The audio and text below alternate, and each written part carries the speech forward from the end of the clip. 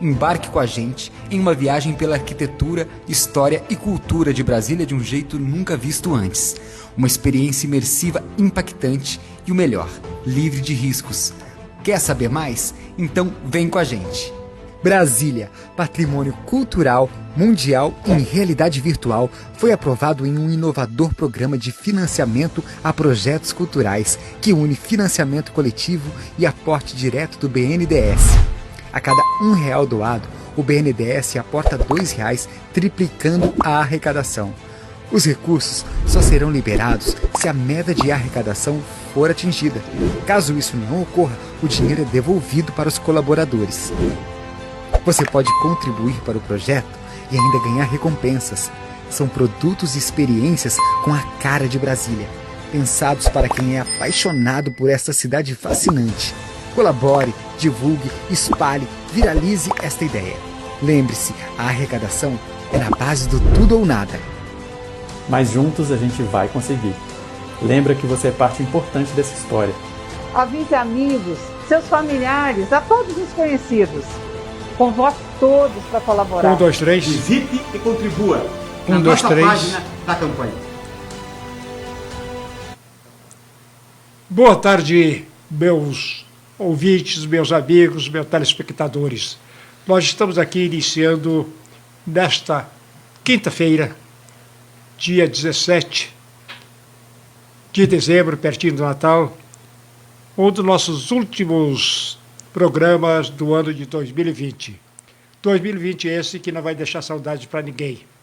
Todo mundo vai querer esquecer o que aconteceu com essas pandemias, com essa briga política, com esse STF. Tudo isso aí tem que ser coisa do passado em 2021. Nós estamos dando início ao programa RTVW. Programa esse que já perdura há muitos anos em outra emissora e agora está reconstituído aqui na nossa casa, casa de vocês, casa que vocês terão que participar conosco para fazer com que a gente chegue cada vez mais longe. Depende de você. Nós crescermos. E esse Brasil, de norte a sul, de leste a oeste, Brasil turístico, Brasil que tem tudo para ser ponto de convergência do resto do mundo. Está aqui conosco hoje nosso amigo, nosso companheiro de jornalismo e, principalmente, um grande paranaense, maior ainda brasiliense, que ele ama Brasília tanto quanto ama o Pará, jornalista Luiz Solano, o repórter do Planalto. Boa tarde, Luiz Solano. Muito boa tarde, meu caro Teles. Muito boa tarde, amigos aqui da região. Muito boa tarde, amigos de Brasília e do Brasil.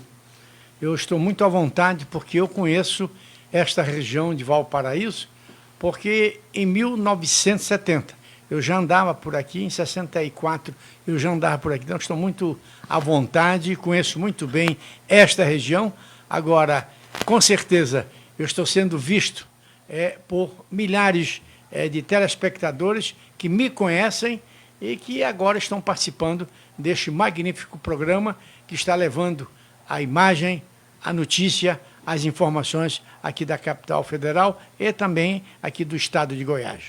Bom, inicialmente, falando um pouco de Luiz Solano. Luiz Solano é um dos fundadores de Brasília. Chegou aqui antes do Juscelino. Antes do Juscelino dizer que queria que aqui fosse a capital. Aqui ele se radicou, aqui ele casou, aqui ele teve filhos, mas jamais esquece a região amazônica, região de onde ele veio. E é um dos principais repórteres que mandam notícias para Belém do Pará, para Manaus e para outros estados do Norte e Nordeste. Luiz Solano, conte um pouco de sua trajetória desde que chegou em Brasília. Bom, eu cheguei em Brasília em 1959, fui convidado pelo presidente JK para fazer parte da equipe que ergueu Brasília. E, inclusive, outro dia você esteve comigo lá em Planaltina, onde nós visitamos a pedra fundamental que foi lançada pelo presidente Epitácio Pessoa. Eu fui o decano dos jornalistas na Presidente da República e também no Congresso Nacional. Eu tenho como Brasília como minha filha, eu tenho como Brasília como a minha cidade, mas eu vim do Pará, de uma cidade chamada Abaetetuba, que, por sinal, é a maior fabricante de aguardente do Brasil, conhecida, inclusive, com a famosa cachaça Alvorada. Ou seja, a sua cidade é responsável pelo bando de bebuns que tem nesse país. Verdade, o pessoal gosta. É aquela velha história, beba aguardente Alvorada, a mais gostosa bebida que todos fazem ciumada por ser a mais preferida, inclusive, Rui, essa cachaça se fez presente numa exposição internacional na cidade de Frankfurt, lá na Alemanha. Nós levamos a cachaça para presentearmos alguns amigos lá em Moscou, porque eu tive a oportunidade de fazer a cobertura dos Jogos Olímpicos de Moscou em 1980 e levei a cachaça para presentear alguns amigos. E a cachaça acabou sendo presenteada para colegas jornalistas do mundo inteiro, e não foi a cachaça Alvorada, era o Pará presente. Era a Abaetetuba presente, era o Brasil presente nessa amostra lá na cidade de Frankfurt, na Alemanha. Ou seja, aguardente Alvorada, do amanhecer ao anoitecer. Aí, um bom chamamento.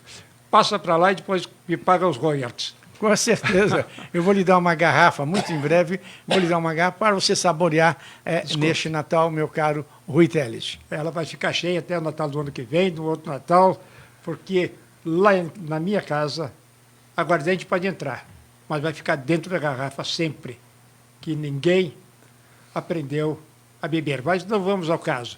Hoje você veio aqui para falar sobre a Abragete, Associação Brasileira de Jornalistas do Turismo.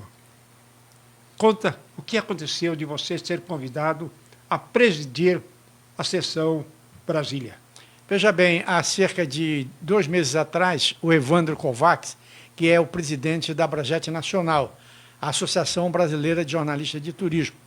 Ele mora na cidade de Blumenau, lá em Santa Catarina, esteve com o presidente Jair Bolsonaro e já estava, inclusive, agendado a criação da Abragete no Distrito Federal. Eu fui indicado por um colega lá de Belém do Pará, o Nildon Cruz, que não é o Nilton, é Nildon Cruz, e durante a conversa o meu nome foi citado como provável presidente da Abragete no Distrito Federal. O presidente Jair Bolsonaro estava por perto e disse assim, é um bom nome. E ficou acertado, inclusive, que a minha posse seria agora, dia 18 de dezembro. Amanhã, dia 18 de dezembro. Mas o pessoal lá do Sul achou por bem, então, adiar essa posse para o final de janeiro de 2021, com a presença não só do pessoal do Rio, como também gente lá de Belém do Pará. E, é claro, com uma equipe que nós montamos, da qual você faz parte como diretor da Abragete. Então, eu acredito que essa posse deverá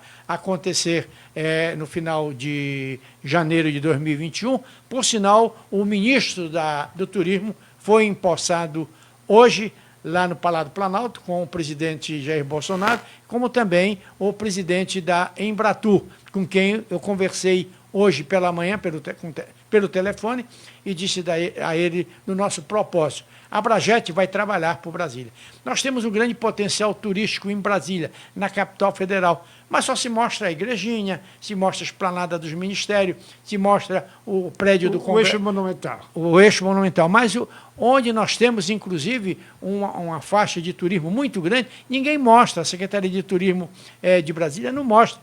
Nós temos aí pontos históricos que devem ser mostrados. Então, esse é o nosso propósito. Eu vejo muito bem, meu caro Rui, é um ônibus mostrando Brasília na esplanada dos ministérios, mas não mostra Taguatinga, não mostra que Valparaíso, não mostra Luzênia, uma cidade de 275 anos que deu suas terras para a construção de Brasília. Então, nós vamos trabalhar na Abragete com essa finalidade, de mostrar o turismo no Distrito Federal e, é claro, vamos ganhar o espaço no Brasil e no exterior. Solano, isso me lembrou um fato acontecido há alguns anos, quando eu apresentava este mesmo programa na TV Capital, e que eu fui a uma reunião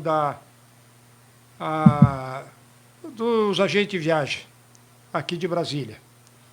E os agentes de viagem receptivos para receber o pessoal Eu fui para fazer uma matéria, mas cheguei lá, saí de lá triste, muito triste, ao ouvir o que o pessoal falava.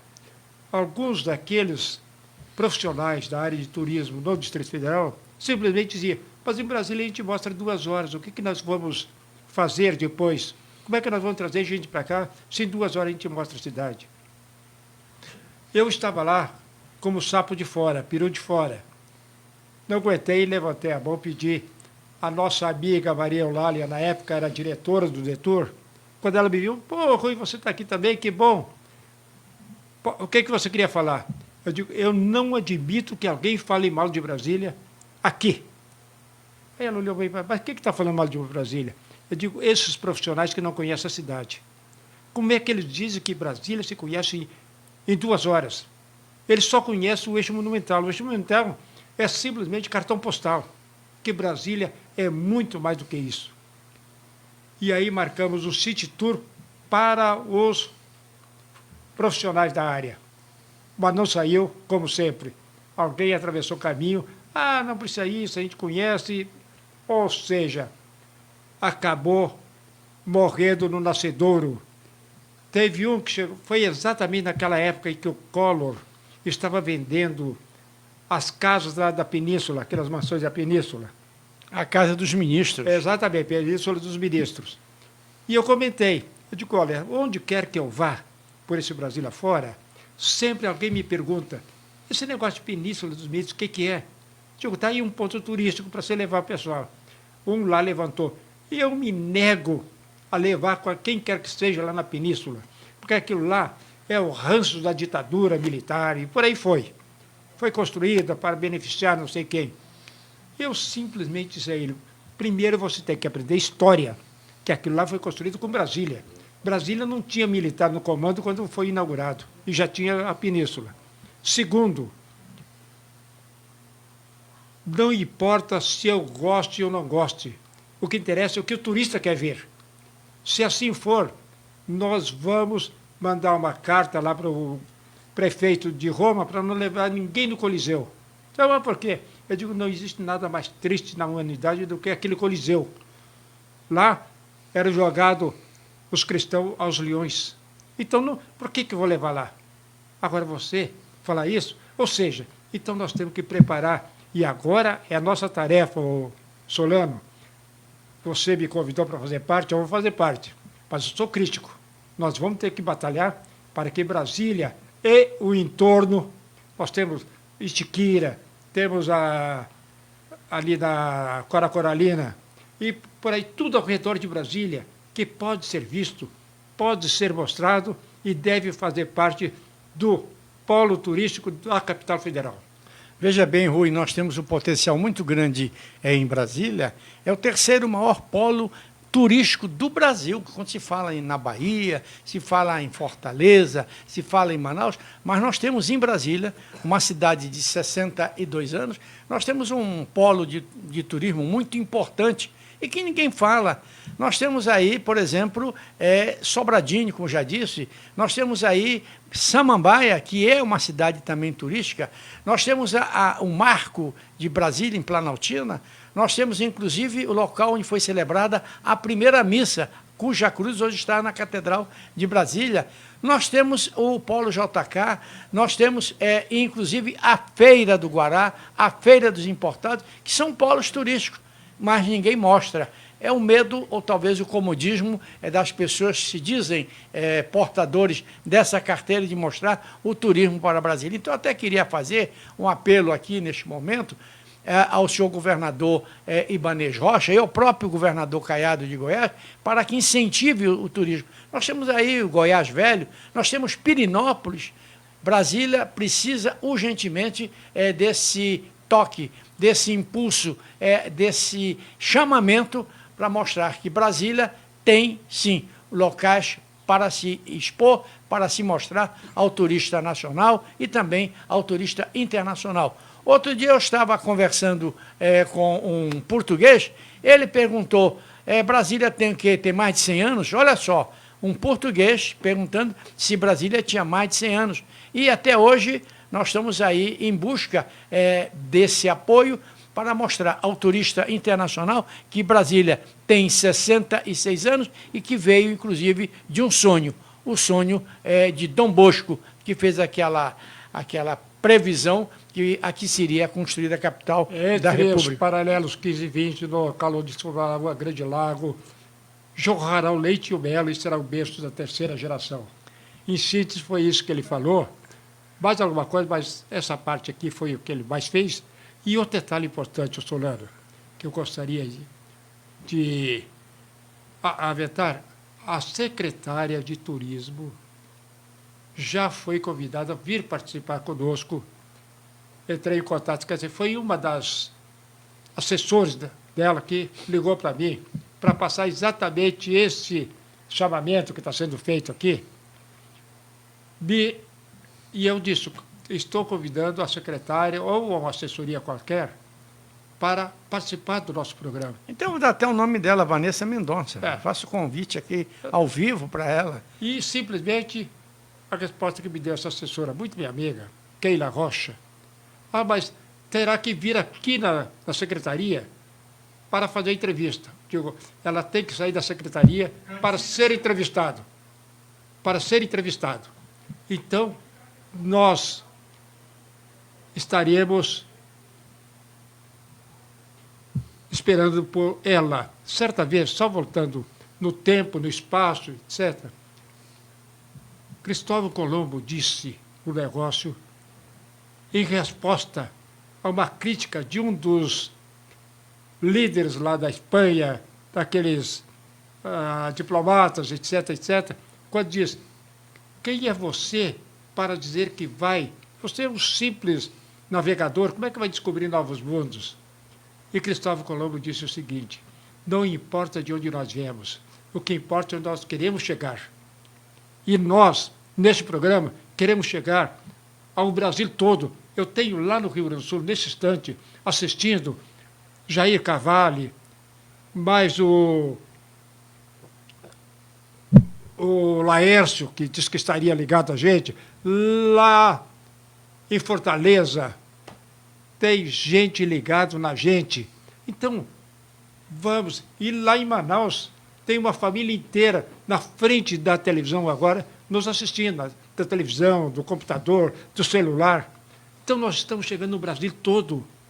Vamos fazer com que a secretária ou alguém da secretaria chegue até nós. São só 20 quilômetros do centro da Brasília a Valparaíso, onde nós estamos, o estúdio está.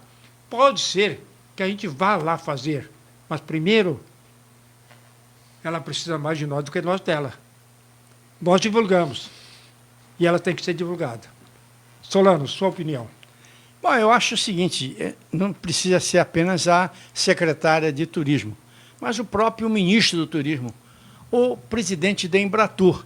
Eu assumo aqui publicamente com você, meu caro Rui Teles, que eu vou fazer chegar ao conhecimento do ministro do Turismo, ao presidente da Embratur e todas as pessoas ligadas da Associação Brasileira de Hotelaria, das empresas de turismo, que cuidam do turismo, para que venham ao programa, mostre que Brasília tem potencial, não é só Brasília, mas o estado de Goiás tem um potencial turístico muito grande e que tem que ser explorado. Por quê?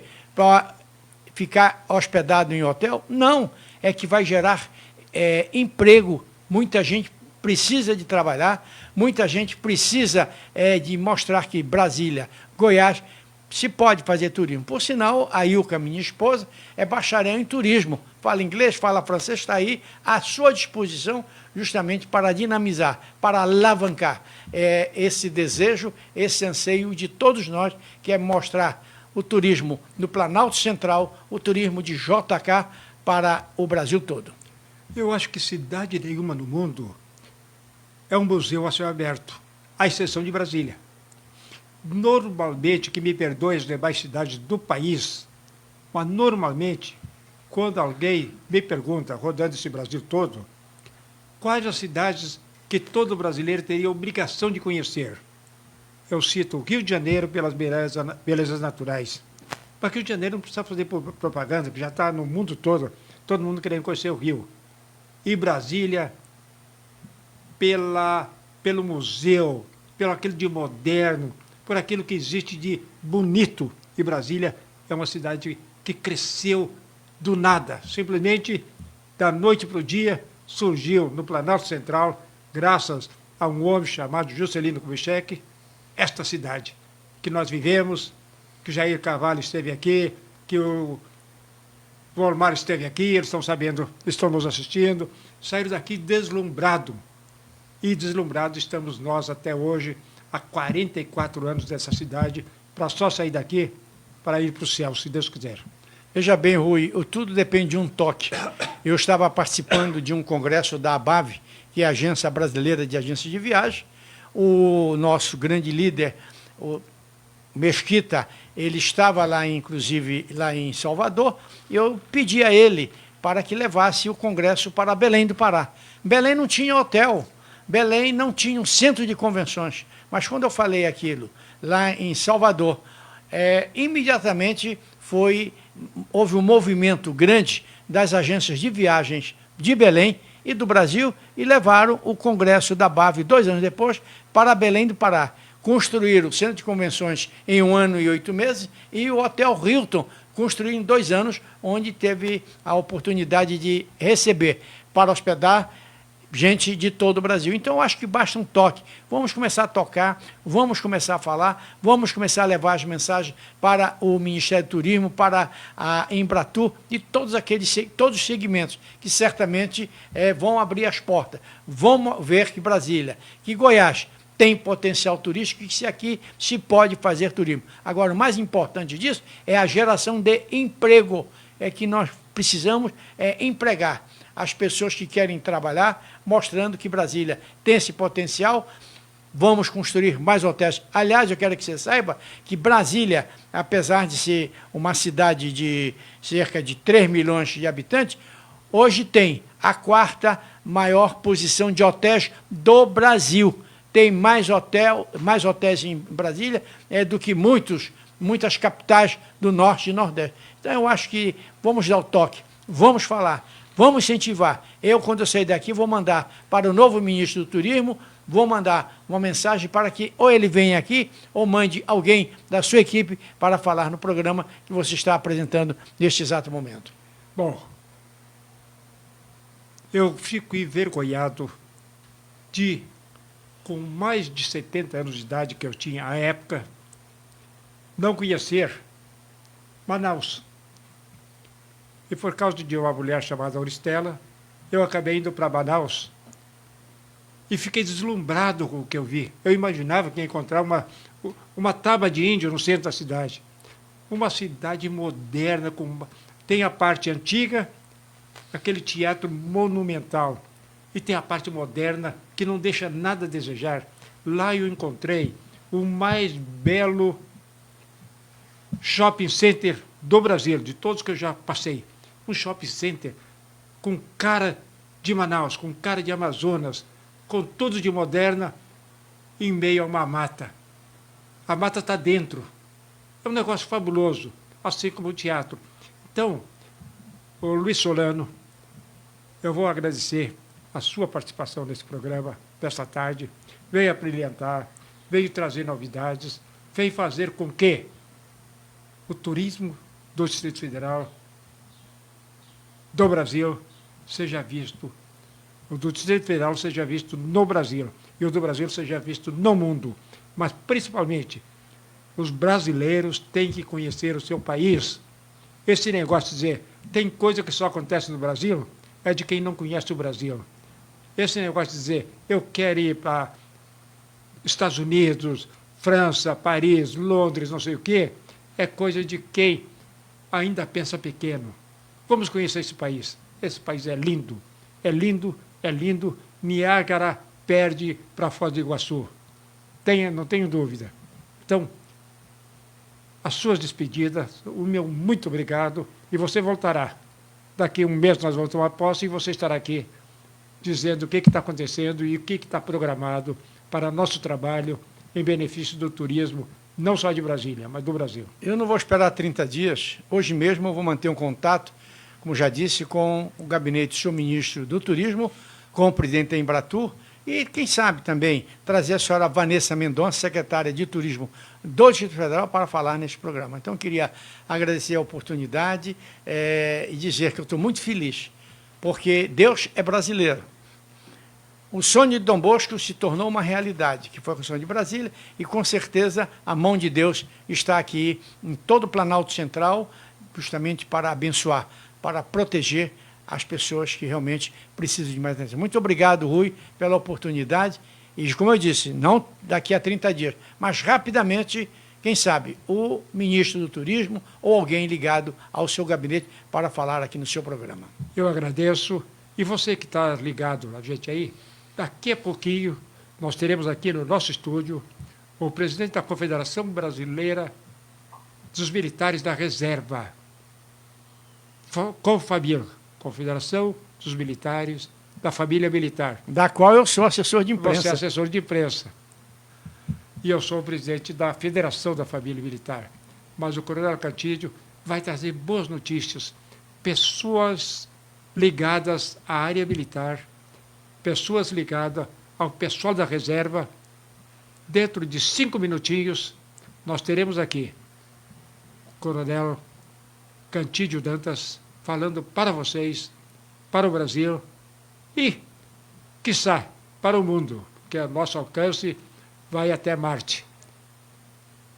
Até daqui a pouquinho. Fique com nossos comerciais. A gente em uma viagem pela arquitetura, história e cultura de Brasília de um jeito nunca visto antes. Uma experiência imersiva impactante e o melhor, livre de riscos. Quer saber mais? Então vem com a gente. Brasília, patrimônio cultural, mundial e em realidade virtual, foi aprovado em um inovador programa de financiamento a projetos culturais que une financiamento coletivo e aporte direto do BNDES. A cada R$1 doado, o BNDES aporta R$2, triplicando a arrecadação. Os recursos só serão liberados se a meta de arrecadação for atingida. Caso isso não ocorra, o dinheiro é devolvido para os colaboradores. Você pode contribuir para o projeto e ainda ganhar recompensas. São produtos e experiências com a cara de Brasília, pensados para quem é apaixonado por essa cidade fascinante. Colabore, divulgue, espalhe, viralize esta ideia. Lembre-se, a arrecadação é na base do tudo ou nada. Mas juntos a gente vai conseguir. Lembra que você é parte importante dessa história. Avise amigos, seus familiares, a todos os conhecidos. Convoque todos para colaborar. Visite e contribua na nossa página da campanha. Vai passar a insegurança, o medo, a angústia e as incertezas. A saudade de estar junto com os amigos, de dar aquele abraço apertado, ou então só jogar conversa fora. As coisas ainda não estão no lugar, mas não se desespere. Aproveite o agora, tudo isso vai passar. O momento é de se reinventar e aprender o novo. E o Unidesk está junto com você, aprendendo, se adaptando e se reinventando. Reinvente-se para o amanhã. Comece hoje. Vestibular Digital Unidesk. Inscrições abertas.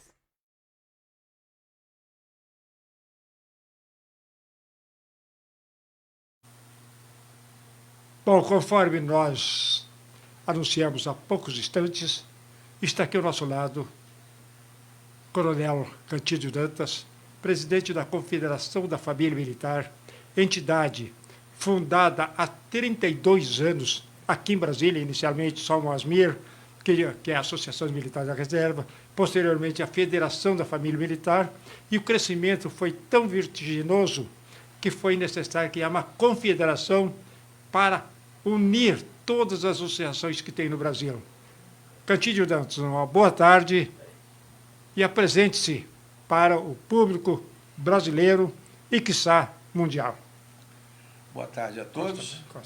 É um prazer muito grande estar aqui junto com o meu amigo Rui Teles e é uma oportunidade em que nós gostaríamos de trocar algumas ideias, não só com o próprio Rui Teles, mas com toda a comunidade de Brasília e, se possível, do Brasil.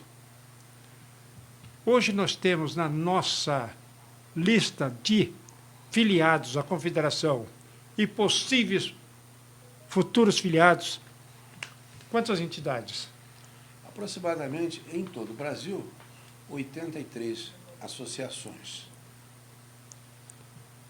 Algumas que talvez tenha mais do que isso, mas que ainda não chegaram ao conhecimento da entidade Mater. Quais os trabalhos que estão sendo feitos para que essas associações tomem conhecimento de que existe uma federação, que existe uma confederação e que existe gente trabalhando por eles? Bem, nós recebemos essa missão de pessoas que há 30 anos atrás sonharam em fazer com que a comunidade militar tivesse um local justo e consoante para trocar suas ideias. Somos hoje aproximadamente 5 milhões de almas que gravitam em torno da família militar. E esse contingente, ele não pode, em hipótese alguma, ficar espalhado sem que haja alguma coisa que os junte, que os tragam para interagir e agir em prol da família militar. Foi por dentro dessa ideia que a Confederação da Família Militar, que teve como polo inicial, lá atrás, a ASMIR, vem lutando para trazer uma série de benefícios para essa família. Qual o vínculo das associações com as federações e com a confederação? Existe uma decisão unânime ou são independentes? Casualmente, nós somos ligados apenas pela filosofia intelectual e pelo sentimento que emana a família militar. Nós não temos, eles não têm subordinação a nós. Cada um tem a sua vida própria, tem o seu CGC, tem os seus propósitos, mas os propósitos são sempre os mesmos. O que nós estamos querendo hoje é fazer com que esse grupo que está disperso pelo país todo possa estar junto conosco e nós possamos provê-los de uma série de benefícios e que venham fazer com que eles estejam sempre junto conosco. Bom, existe uma certa dificuldade disto acontecer em função do tamanho deste país e de não ter tido um apoio maciço por parte das autoridades principais, ministros, generais comandantes de região, etc, etc, etc. O que está sendo feito para que isso venha a acontecer? Bom, nós tivemos um trabalho que, inclusive, o próprio meu entrevistador iniciou conosco a questão de 1 ano e meio atrás, que era buscar justamente aglutinar esse pessoal através das necessidades que a família militar tem. Eu não acredito ou não debito às autoridades isso, porque as autoridades elas estão juntos e estão engajadas no problema institucional. E as ASMIR e as FAMILs, elas não são dependentes, nem são apoiadas financeiramente pelas organizações das Forças Armadas. É uma atividade particular dos ex-integrantes e dos atuais dos integrantes das famílias que constituem o estamento e o grupo da família militar. Nós estamos fazendo o seguinte: o que é que nós mais precisamos hoje? Nós precisamos de saúde, educação e promoções necessárias para a vida e que venham amenizar a vida da família militar. Nós estamos trabalhando em cima disso. Infelizmente, nós começamos fazendo isso no ano passado, e íamos desaguar em 2020 e apareceu essa bendita pandemia e que nos fez ficar em casa. Ora, senhores e senhoras, demos uma travada muito grande, mas logo em seguida, que abriu, nós começamos outra vez. Nós estamos hoje engajados em fazer um grande apoio à saúde para a família militar que não é apoiado pelos órgãos militares. Ou seja, são filhos maiores, são netos, são pessoas que os sistemas de apoio à saúde, como é o FUSEX, o FUSMA e o SARAM, não atende. E essas pessoas estão desprovidas. Então, o cavalo que nós estamos tentando conduzir para arrancar essa grande carruagem que é a família militar é, na realidade, a assistência de saúde, através de convênios. É um trabalho muito delicado e exaustivo, mas nós vamos chegar lá. Cita um exemplo, o que está sendo feito especificamente nesse sentido? Eu sei, mas eu quero que o público saiba através do presidente da Confederação. Nós estamos contactando com vários grupos de prestação de serviço de saúde, mostrando que existe aí a possibilidade de se, em primeiro lugar, instalar em Brasília, que é o polo difusor de todas as ideias, aqui em Brasília, um sistema de apoio de saúde à família. Esse projeto é um projeto que será custeado por nós mesmos. O Estado não tem como alavancar, não tem como aportar recursos para isso, porque já existe o institucional, que é o FUSEX, o FUSA e o SARAM. Mas nós podemos, com a administração própria nossa, junto com esses grupos de prestação de serviço, criar e levar, primeiro para Brasília e depois para todos os rincões, um sistema de saúde que possa ajudar a dar uma melhor qualidade de vida a todos os nossos dependentes em todo o Brasil. Bom, deixa eu fazer uma pequena digressão. Você está na reserva há quantos anos? Vai completar, eu vim embora em 93, nós estamos em 93. Vai completar 27 anos. 27 anos fora do Exército, cuidando da sua vida. O que você fez nesse meio tempo? Olha, eu sempre fui professor universitário e eu também fiz, né, por causa da comunidade onde eu moro, nós desempenhamos um trabalho na área habitacional, onde nós criamos alguns condomínios, quando a palavra condomínio em Brasília era considerada palavra de baixo calão. Mas nós criamos vários condomínios com a ajuda de muitos outros companheiros, uns que ainda estão e outros que já se foram para o lado de Deus. Criamos vários condomínios, principalmente na área do Jardim Botânico, Sobradinho, etc. E essas moradias hoje está cheia de companheiros nossos militares, vários civis, que têm a oportunidade de gozar a qualidade de vida que eles têm. Bom, então, eu citei isso. Foi isso só. Eu citei isso aqui, por enquanto. Tem outras digressões que eu vou fazer, mas essa aqui, para mostrar que o militar, quando vai para a reserva, há quase 30 anos, Cantillo está fora. Então, ele foi para a reserva aproximadamente com 50, 51 anos, 52 anos, que ele foi para a reserva. E uma pessoa que, aos 52 anos, em plena condições de continuar.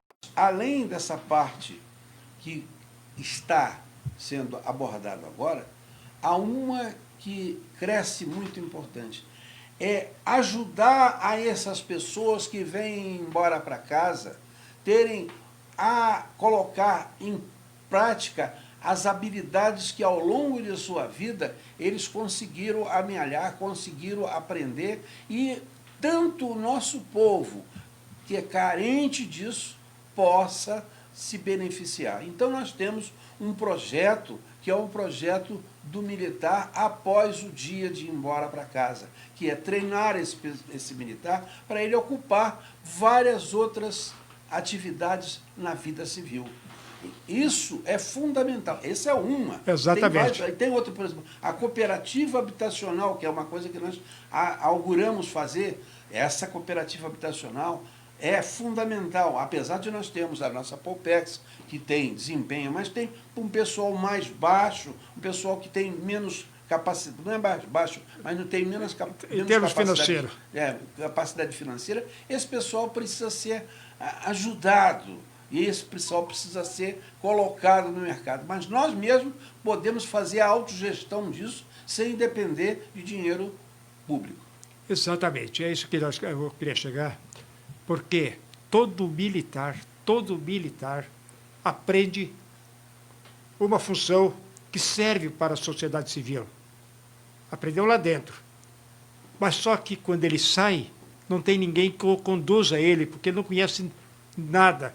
Citei o caso perguntei ao coronel Cantillo o que ele fez para mostrar. Ele não parou, era professor, se envolveu liderando grupos, foi inclusive candidato, trabalhou no governo do Distrito Federal durante muito tempo, numa secretaria de governo. Então, ele não parou. Tirou a farda, vestiu terno e gravata e continuou atuante. A maioria contemporâneo dele, contemporâneo meu, que não fizeram isso, já foram para o outro lado da vida, já esqueceram, porque fica inerte, pior do que o pessoal está hoje aí com essa pandemia dentro de casa, sem saber o que vai fazer. E eles não sabiam o que fazer. Então, é isso que nós queremos aproveitar na Federação da Família Militar, na Associação de Militares da Reserva e na Confederação. E o Brasil todo tem que todos os militares, seja da ativa ou da reserva, se prepararem, porque um dia irão para a reserva, aqueles que estão na ativa. E os que estão na reserva já, se preparar para ter vida, que a vida continua. A farda saiu, mas a vida continua. E nisso aí é um trabalho que a Confamil está fazendo, e o Cantillo, de uma forma, de uma liderança inconteste, que ninguém coloca dúvida, está tentando fazer com que o Brasil todo se volte para isso. Fale, Cantillo, sobre esse incentivo ao pessoal que está saindo. Depois eu farei uma comparação aqui. Esse é um item muito interessante que o Rui nos traz para que nós abordemos. De um tempo para cá, ficou caracterizado que o Exército, a Marinha e a Aeronáutica teriam como efetivos militares profissional mesmo, vindo das academias, das escolas de formação de sargento e mais outras escolas de formação, apenas 30% desse pessoal seria pessoal que ia até o final da carreira. 70% desse pessoal é um pessoal variável, mas que fica dentro da força 7, 8 anos, que ali eles vão aprendendo, desenvolve as habilidades que de lá aprende e vão embora para casa. Nós precisamos nos conscientizar que o Brasil é um país, me desculpem a imodéstia, mas um país muito carente de cultura. E esse pessoal que vai para fora, que sai, deixa de prestar o serviço, já completou a sua fase, esse pessoal é um pessoal rico em capacidade de transmitir, de fazer. Hoje mesmo nós estamos vivendo um momento da tecnologia e nós estamos dentro das Forças Armadas, um monte de jovens que estão prestando seu serviço lá dentro, ficam 7 anos. Esse homem, quando vier embora para casa, ele é uma pérola que nós não podemos jogar fora, não podemos jogar aos porcos. Esse homem, essa mulher, eles são importantes para o desenvolvimento desse país. Aí eu vou plagiar ao que alguém, uma certa vez, disse. Olha o que o Brasil tem e não é, e olha o que os outros determinados países não têm e são. Nós temos um cabedal de conhecimento desse nosso povo que passa pelas Forças Armadas muito grande, apesar de que as universidades vêm formando também gente muito importante, mas engloba um grupo muito importante para alavancar o conhecimento e o saber desse país tão maravilhoso e tão importante. E as Forças Armadas fazem hoje um papel primordial para que isso ocorra. Você falou, as Forças Armadas preparam o jovem, homem e mulher, porque antes era só homem, agora são homens e mulheres, assim como as universidades, as escolas preparam. Com uma pequena diferença. O Exército, a Marinha, elas preparam brasileiros que conhecem a pátria e defendem a pátria. E nem sempre as escolas e universidades fazem isso. Criam climas políticos que não traz benefício nenhum para a pátria. E o Brasil é grande demais. 90, Cantídio falou agora mesmo. Veja o que nós temos. Existe, inclusive, uma piada que foi feita, não sei quando, por quem fez, que diz o seguinte: quando Deus estava formando o mundo, colocando as coisas todas, São Pedro já estava lá com ele, depois voltou para o chão para acompanhar Jesus Cristo. Mas São Pedro perguntava para Deus: olha esse rio aqui caudaloso, onde é que nós vamos colocar? Coloca ali naquele Brasil. Tudo bem, colocou aqui o Amazonas, a Tocantins, o Rio São Francisco, tudo. Olha, água potável não falta no Brasil. Onde é que vão colocar essas florestas com essa fauna fabulosa? Coloca lá no Brasil. São Pedro já começou a coçar a cabeça. Bom, agora vamos ver se Deus muda. Onde é que nós vamos colocar essas minas, essas jazidas de pedras preciosas, ouro, não sei o quê? Coloca no Brasil. E essas terras agriculturáveis, coloca no Brasil. Aí São Pedro foi perguntar para Deus: peraí, o senhor está colocando tudo no Brasil? Espera para você ver o povinho que eu vou colocar lá. Infelizmente, é uma piada, mas é uma verdade. Dia desse, um político, que eu não lembro qual foi, de repente foi o próprio Bolsonaro, disse: coloque os japoneses no Brasil e os brasileiros no Japão. Os brasileiros que forem para o Japão vão morrer de fome. Os japoneses que vierem para cá transformam o Brasil no principal potência mundial. E é uma verdade. Nós temos que ter vergonha de não sermos aquilo que poderíamos ser. Concorda, Cantídio? Olha, basicamente isso é o que todos nós sentimos e achamos. Eu vou pedir ao meu ilustre amigo para discordar de um ponto. Ninguém faz aquilo que não aprendeu a fazer. O povo brasileiro é um povo maravilhoso. Eu conheço o Brasil de norte a sul, de leste a oeste. Eu já servi em todas as regiões. Servi na Amazônia, servi no sul, onde você nasceu, servi no Rio de Janeiro, onde eu sou nascido, servi no oeste. Bom, cada lugar tem sua especificidade. Mas eu estive no Rio Grande do Sul, em um determinado lugar, onde o governo existe porque tem que existir, mas a iniciativa do povo é uma iniciativa do povo, e eles vão fazer e eles cobram. Outros lugares não são assim. Então, eu acho o seguinte: as universidades são importantes, os colégios são importantes, mas o fundamental de tudo isso é que nós tenhamos o objetivo de colocar ao povo que habita aqui nessa terra, dizendo para eles: olha, essa terra é sua, não é dos outros. Trate delas com carinho, com amor e com a sua capacidade. Nós temos capacidade para isso.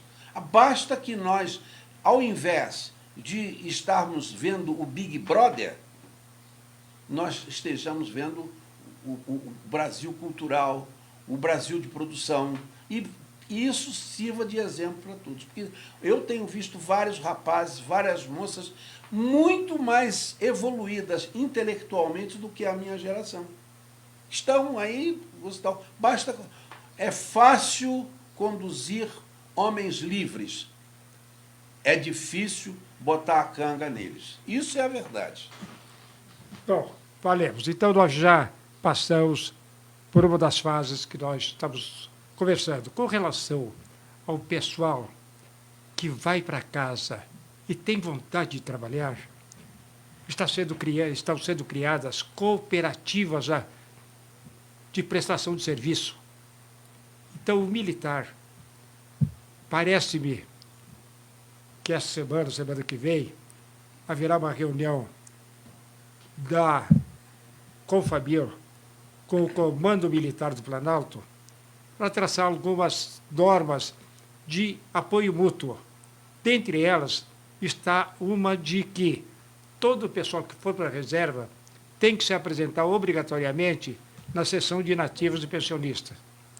Então, que lá tem alguém ligado à confederação, à federação, para mostrar para eles, você saiu do exército e entrou na vida. E a vida, nós estamos aqui para te apoiar. Verdade isso aí? Isso aí já num outro comando, o comando anterior, nós já estávamos pensando nisso. Você assumiu a presidência da FAMIL, deu um upgrade nesse negócio. E já o general que já saiu, que hoje está na EBC, o outro general que foi para o comando de Belém, o atual general que está chegando, todos eles estão sensíveis. Nós tínhamos uma reunião chamada reserva ativa. Nessa reserva ativa era um encontro que nós tínhamos, que era um encontro amigável, era um almoço que nós... E nessas ocasiões nós conversávamos dessa importância de nós nos engajarmos nisso. O problema é o seguinte, às vezes há pessoas que a gente convida, mas tem outras obrigações para fazer, ou não querem fazer, ou não podem fazer. Mas se nós tivermos esse apoio que nós achamos que vamos ter, sem precisar botar um tostão da Força Armada, sem precisar botar nada, apenas o convencimento, nós vamos conseguir colocar esse pessoal através de cooperativas de trabalho, cooperativas de desempenho, alguma coisa para que eles, a partir daí, dá o primeiro empurrão.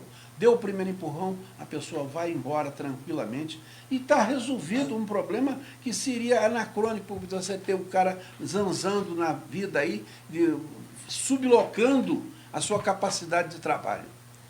Ou seja, agora foi justamente o que eu falei sobre a cooperativa.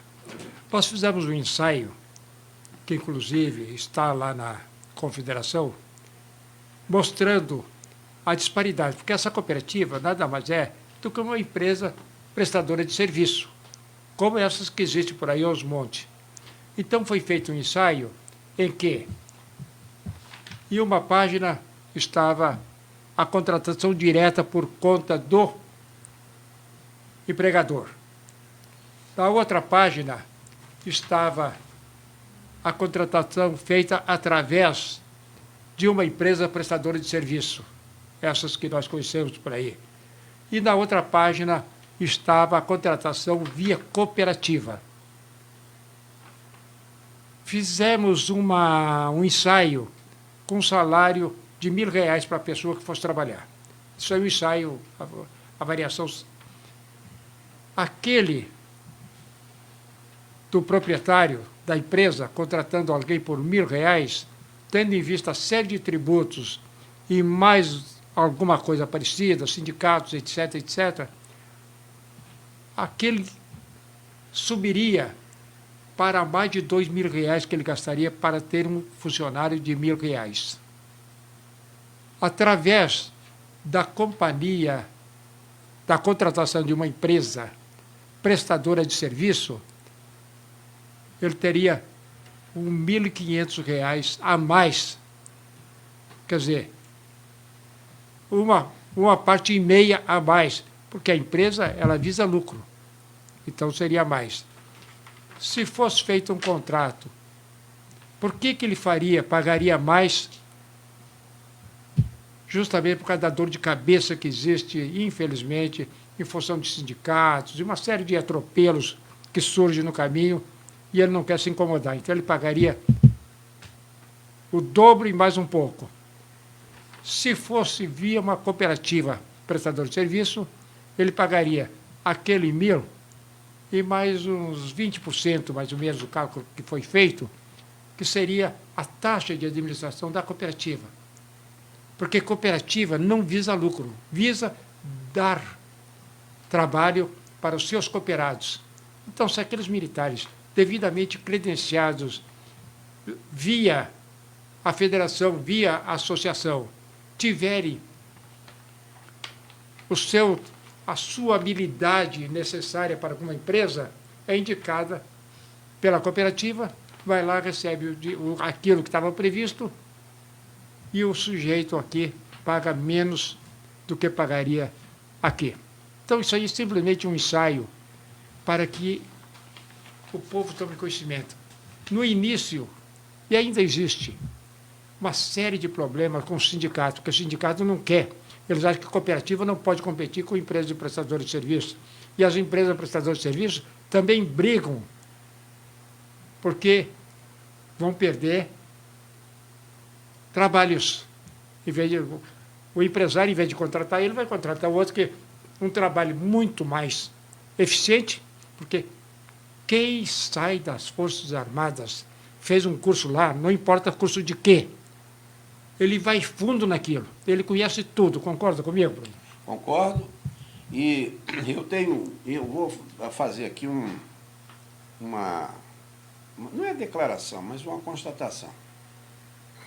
Minha formação feita na academia militar e coisa e tal, depois eu vim para a vida, fiz curso fora do Exército, fiz mestrado, doutorado, e quando eu terminei, já no final da vida, eu fui convidado para ser professor de uma universidade, fundei uma universidade aqui, e aí eu fui verificar que todos aqueles pressupostos da vida dos 37 anos que eu tive dentro da Força, eles apareciam ali como se eu tivesse que ter cursado alguma Harvard, alguma coisa assim. Nada disso. Nada disso. Eu fui começando a ver que aqueles conhecimentos, desde o tempo de colégio militar do Rio de Janeiro, até o dia que eu saí da Força, eles estavam sintetizados no desempenho didático, no desempenho intelectual, no desempenho lá fora. Aí eu digo, olha, eu não sou um cara inteligente, eu não sou um cara bem dotado, eu sou um cara normal como outro qualquer. Imagina se eu fosse um camarada bem dotado, seria uma coisa maravilhosa. Então eu tenho visto que todo o trabalho que as forças vêm desenvolvendo ao longo desses anos que eu vivi, não foi um trabalho jogado fora. Haja visto agora mesmo, nós estamos vendo um rapaz que veio do Instituto Militar de Engenharia. Está dando banho. Esse rapaz, eu não tenho o prazer de conhecê-lo, porque eu sou muito antigo e ele é muito mais moderno. Está aí, né? Não tem ninguém de Harvard, não tem ninguém dessas universidades que se ombreie ao trabalho simples, gente. É um trabalho simples, é um trabalho. Eu tenho 30 mil reais para fazer essa obra. Vou fazer a obra com 30 mil reais. E não é eu tenho 30 mil reais, já antes de fazer a obra, eu já peço uma suplementação de dinheiro para fazer a obra e no final das contas eu não faço a obra e fica tudo por isso mesmo. Haja visto um monte de estradas que estão sendo pavimentadas, estão sendo feitas, é lógico, com o concurso do Exército, porque lá não tem o por fora. Lá não tem o por fora. E esse pessoal que está trabalhando nessas estradas também são pessoas egressas das Forças Armadas e estão lá prestando serviço. O Exército treina esse pessoal. Então eu digo o seguinte, essas cooperativas que nós estamos falando de trabalho aqui, poderá e deverá ser o embrião de uma grande revolução intelectual e laboral desse país. Bom, nós vamos agora ter 2 a 3 minutos de comerciais para tomar uma água, descansar, que o Cantídio ainda tem muito para falar a respeito do que a Confamil estará fazendo pelos militares, pela família militar. Embarque com a gente em uma viagem pela arquitetura, história e cultura de Brasília de um jeito nunca visto antes. Uma experiência imersiva impactante e o melhor, livre de riscos. Quer saber mais? Então vem com a gente. Brasília, patrimônio cultural, mundial e em realidade virtual, foi aprovado em um inovador programa de financiamento a projetos culturais que une financiamento coletivo e aporte direto do BNDES. A cada R$1 doado, o BNDES aporta R$2, triplicando a arrecadação. Os recursos só serão liberados se a meta de arrecadação for atingida. Caso isso não ocorra, o dinheiro é devolvido para os colaboradores. Você pode contribuir para o projeto e ainda ganhar recompensas. São produtos e experiências com a cara de Brasília, pensados para quem é apaixonado por essa cidade fascinante. Colabore, divulgue, espalhe, viralize esta ideia. Lembre-se, a arrecadação é na base do tudo ou nada. Mas juntos a gente vai conseguir. Lembra que você é parte importante dessa história. Avise amigos, seus familiares, a todos os conhecidos. Convoque todos para colaborar.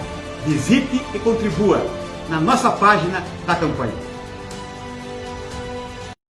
Vai passar em segurança o medo, a angústia e as incertezas. A saudade de estar junto com os amigos, de dar aquele abraço apertado ou então só jogar conversa fora. As coisas ainda não estão no lugar, mas não se desespere. Aproveite o agora, tudo isso vai passar. O momento é de se reinventar e aprender o novo. E o Unidesk está junto com você, aprendendo, se adaptando e se reinventando. Reinvente-se para o amanhã. Comece hoje. Vestibular Digital Unidesk. Inscrições abertas. Embarque com a gente em uma viagem pela arquitetura, história e cultura de Brasília de um jeito nunca visto antes. Uma experiência imersiva impactante e o melhor, livre de riscos. Quer saber mais? Então vem com a gente. Brasília, patrimônio cultural, mundial e em realidade virtual, foi aprovado em um inovador programa de financiamento a projetos culturais que une financiamento coletivo e aporte direto do BNDES. A cada R$1 doado, o BNDES aporta R$2, triplicando a arrecadação. Os recursos só serão liberados se a meta de arrecadação for atingida. Caso isso não ocorra, o dinheiro é devolvido para os colaboradores. Você pode contribuir para o projeto e ainda ganhar recompensas. São produtos e experiências com a cara de Brasília, pensados para quem é apaixonado por essa cidade fascinante. Colabore, divulgue, espalhe, viralize esta ideia. Lembre-se, a arrecadação é na base do tudo ou nada. Mas juntos a gente vai conseguir. Lembra que você é parte importante dessa história. Avise amigos, seus familiares, a todos os conhecidos. Convoque todos para colaborar. Visite e contribua na nossa página da campanha. Bom, nós estamos aqui com o Coronel Cantídio Dantas, que quando foi para a reserva resolveu continuar trabalhando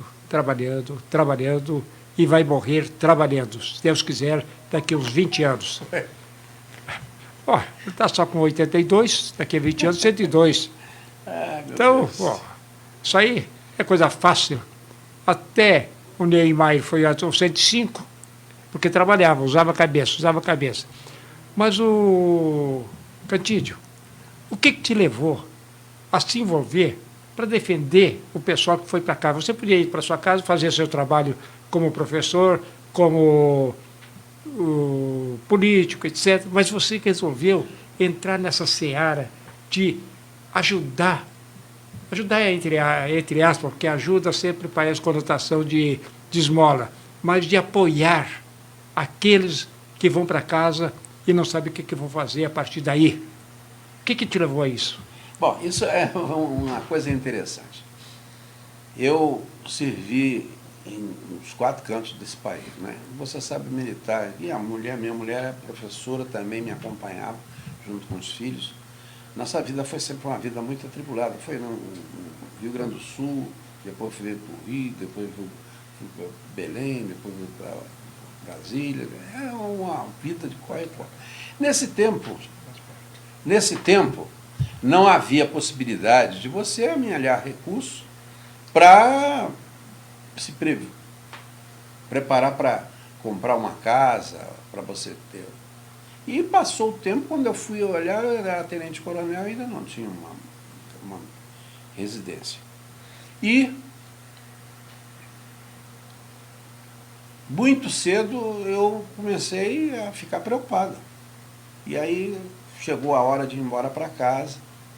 Houve a possibilidade da compra do apartamento funcional, uma lei mal colocada, mal feita. Nós tentamos nos habilitar, apesar de minha mulher ser professora universitária, ela tinha segundo o que dizia, ela teria direito, mas não logramos isso. E eu fui jogado nessa situação, sem casa, e parti para resolver o problema através de condomínio. Um grupo de companheiros meus, tanto militares quanto civis, alguns civis que também davam aula na faculdade comigo, nós nos reunimos e dissemos, mas não temos solução. Encarar um financiamento de uma incorporadora desse com o salário que nós ganhamos, ou que ganhávamos, não tinha condições. Nós não tínhamos ainda, naquela ocasião, um segmento da Polpex para esse nível de salário que nós tínhamos. E nós partimos para resolver o problema e fomos resolver. Compramos uma área, éramos 490 pessoas. Compramos uma área ali no Jardim Botânico, essa área escriturada, com cadeia dominial, com tudo isso, etc, etc. E começamos a fazer os projetos. Fomos na Terracap, a Terracap, na ocasião, disse, não, isso aqui é área rural, não pode, não sei o que lá, não pode isso, aquilo, muito. Eu digo, bom, a pessoa que nos vendeu disse, olha, eu não estou vendendo a você um condomínio, não estou vendendo a você um fracionamento, estou vendendo a você a terra. Eram 63 hectares na ocasião. Então, não nos restou outra solução, o quê? Fazer um projeto esse custeado por nós mesmos, e fomos começando a fazer a parte de meio ambiente, a parte de arruamento, a parte de água, a parte de esgoto, a parte de luz. Levamos aí aproximadamente 10 anos fazendo isso. Ao final de 10 anos, começamos muitos começaram a levantar suas casas, uns mais rápido, outros menos rápido, e eu verifiquei que nós, com isso, tínhamos uma força, sem que eu tivesse previamente identificado, uma força de trabalho e uma força de decisão muito grande. E aí foi aquele problema que foi se pronunciando, foi se alargando, até que outros segmentos também viram o que nós estávamos fazendo. Ali no Jardim Botânico nós ajudamos a fazer com todos os nossos companheiros que moravam lá, que queriam morar ali, fizemos todos aqueles condomínios, ajudamos a licenciar o que era possível, que era terra particular, tudo bem, o que era terra pública ia entrar, e foi que terra pública entrou-se em licitação, comprou-se, papapá, e isso mostrou que nós fundamos uma associação, que é a JAB, que hoje parece que já não existe mais, mas fundamos a JAB, e eu entendi que você querer é poder, basta você querer. E aí começamos a trabalhar em cima disso. Foi isso que me levou a... Lógico que eu não sou o único. Nós temos um companheiro nosso, o Serrão, que trabalhou comigo no Colégio Militar, fez um trabalho maravilhoso em Águas Claras, aqui também, já com cooperativas e tudo isso. E isso mostrou para a gente que nós podemos, basta que saiamos da frente da televisão e partamos para nos reunir com outras pessoas. Foi isso que me fez, além da atividade acadêmica, além de outra atividade, e depois eu, casualmente, por causa disso, fui ser assessor do governo do Distrito Federal, justamente nessa área onde nós nos ajudamos a regularizar a maioria dos condomínios que aqui estão. Bem, mas você não começou aí. Tem um tal de assentamento, não é bem assentamento, de casas, Sandra Cavalcante. Ou seja, você já trazia um know-how desde o seu tempo de tenente, capitão, envolvido nessa atividade. Conta esse caso. Isso aí foi uma coisa interessante. Nossos militares lá no Rio de Janeiro, infelizmente, o nosso sargento, o nosso cabo, eles, naquela ocasião, eles moravam dentro de um meu Deus, Um setor. um setor que chamava-se Curral das Éguas.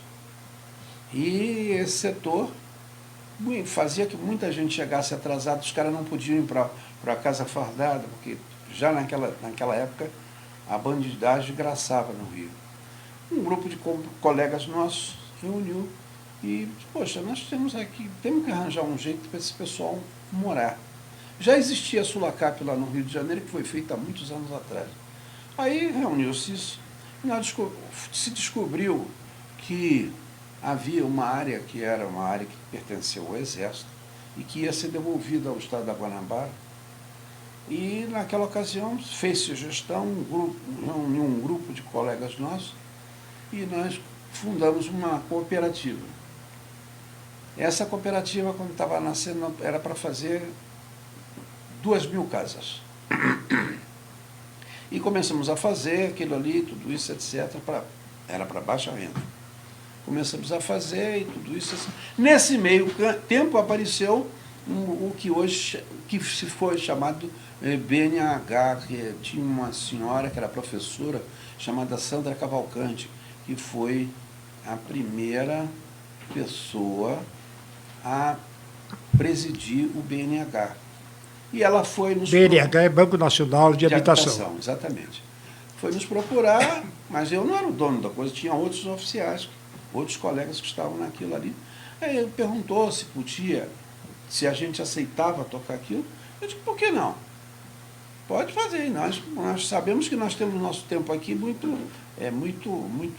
pouco tempo, nós logo em seguida vamos ser movimentados. Se tiver alguém que queira fazer isso, agora desde que a senhora reserve a casa para aqueles que já adquiriram e coisa e tal.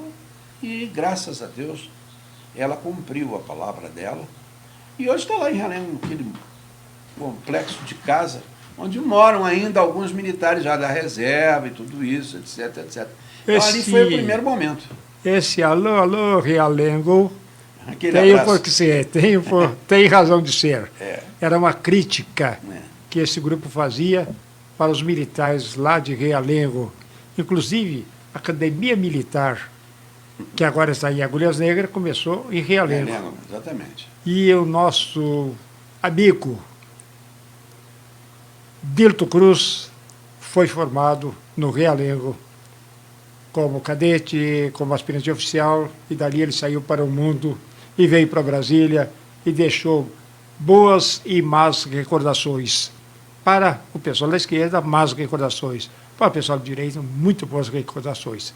Mas vou saindo desse detalhe. A Confamília está pensando na Casa do Velho Guerreiro. O que é isso, a Casa do Velho Guerreiro? Por que Velho Guerreiro? Já existia na Marinha um projeto piloto da Casa do Velho Marinheiro. Mas eu não sei se, com o passar do tempo e com as especulações imobiliárias que existiam, se ela se diluiu no tempo. A realidade é, como eu disse numa dessas abordagens minhas, o militar ele é igual a um judeu errante. Quem dizia isso muito era a minha falecida sogra, que dizia que eu ia na frente e minha mulher ia atrás com as trouxas e os filhos carregando, porque vai para Brasília, vai para Ijuí, vai para Manaus, vai para Belém. E o militar, a vida dele toda é assim. Depois que ele vem embora para casa, ele fica com aqueles que conseguem com muito sacrifício, amealhar um pouco de recurso, comprar um apartamento, uma casa, coisa e tal, fica ali. Morre a mulher, o cara fica sozinho, não tem ninguém. Ou, não, tem o cuidador, mas o cuidador... Nós estávamos pensando, não fomos nem nós que pensamos isso. Foi o meu antecessor, o comandante Campelo, que bolou esse cantinho. Que tal a gente fazer, se nós pudermos fazer uma casa onde possa acolher ou o dia todo, ou uma parte do dia, os nossos guerreiros. Ou morar lá dentro, se necessário. Ou morar lá dentro, se for o caso necessário. Nós começamos a trabalhar nessa ideia. Tem tido, em alguns lugares, uma boa aceitação. Em outros lugares, isso é um problema sério, é muito difícil, problema papapá. Difícil é ficar sentado falando aqui no telefone, no microfone, sem fazer nada. Difícil é não ter ideia. Difícil é a gente se conformar com as coisas. Não sei, de repente vai nos dar um lampejo de inteligência, um lampejo de ideias, e que nós vamos buscar o fio da meada. Isso está no plano de trabalho da Confamil. Está no plano de trabalho que foi aprovado para 2020. Não sei, como há algumas prioridades, a prioridade hoje é a saúde da família militar. Aqueles que não são amparados pelo sistema de saúde do Exército, da Marinha e da Aeronáutica. Isso nós precisamos e pedimos àqueles que estão nos ouvindo que saibam que isso não é para fazer aqui em Brasília só. Brasília será sim. Brasília será sim. O projeto piloto onde nós vamos aprender para mandar para todas as associações que quiserem. Eles não são obrigados. Mas eu creio que isso é um anseio de toda a família. Bom, aqui em Brasília já está bem encaminhado, já estamos correndo atrás de local, está dependendo de local. O resto se torna menos difícil, não é fácil, mas menos difícil.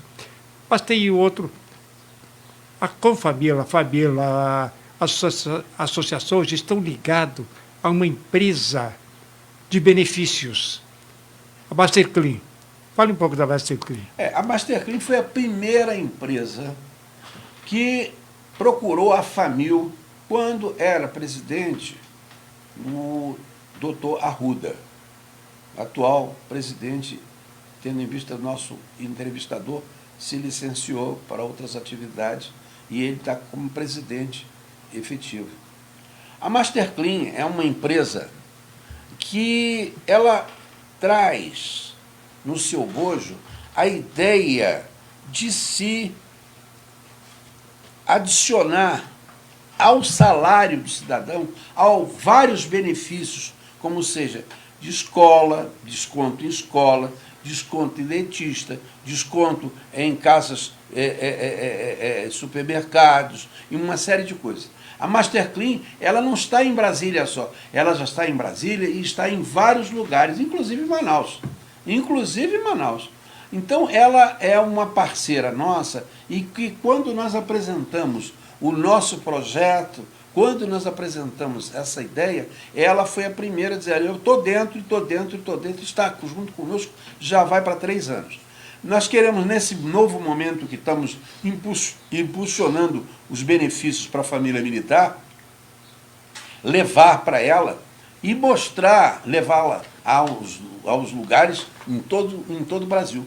Ela tem, inclusive, um cartão que eu trago aqui na minha carteira. Esse cartão é um cartão interessante. Você chega no lugar, apresenta esse cartão, você tem descontos na gasolina, você tem desconto no supermercado. E compra de carros. E também, agora, segundo, compra de carros. Então, eu não estou fazendo merchandising da firma, mas mostrando quem está nos ajudando, evidentemente. Eu gostaria de dizer aos senhores o seguinte: há outros objetivos que não esse, mas nós achamos que, em breve, se nós conseguirmos levar isso ao Brasil como um todo, tanto a Masterclean crescerá, como o sistema Confamil, que é constituído de todas as associações que queiram participar dele, estarão sendo beneficiados. Bem, nós estamos vendo aqui, inclusive, que entre os objetivos e principal objetivo da Confamil é congregar a família militar. Presidente. Bom, nós temos no sistema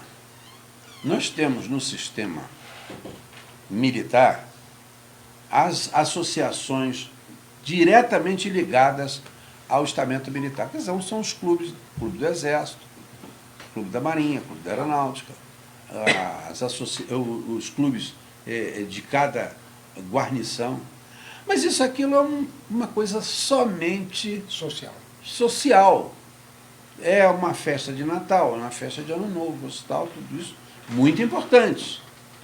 Mas ela não pode ir além daquilo, e ainda porque ela é mantida, eles são mantidos, salvo o melhor juízo, tem uma parte que a pessoa paga a mensalidade, mas muita coisa é mantida pela força singular, o Exército, a Marinha e a Aeronáutica. Nós estamos querendo dar autonomia e horas de voo para cada uma das associações. Se nós conseguirmos chegar a elas, mostrando a necessidade de se colocar à disposição dela planos de saúde, planos de educação, planos de aquisição de bens, planos disso tudo, essas entidades que vão apresentar esse plano, provavelmente vai dar uma contrapartida para eles. E vai fazer com que haja um aumento de associados para cada uma dessas associações. Juntos, nós ficaremos muito mais fortes do que somos. Mas não é para o objetivo pequeno, não. Juntos, nós seremos mais fortes para conquistar coisas importantes para a família militar e desonerar os nossos chefes militares de uma porção de coisas que eles, coitados, eles têm limitação. Eles têm limitação. Eu já estive lá dentro e sei perfeitamente. Aqui fora é fácil martelar e jogar pedra. Difícil é consertar o vidro.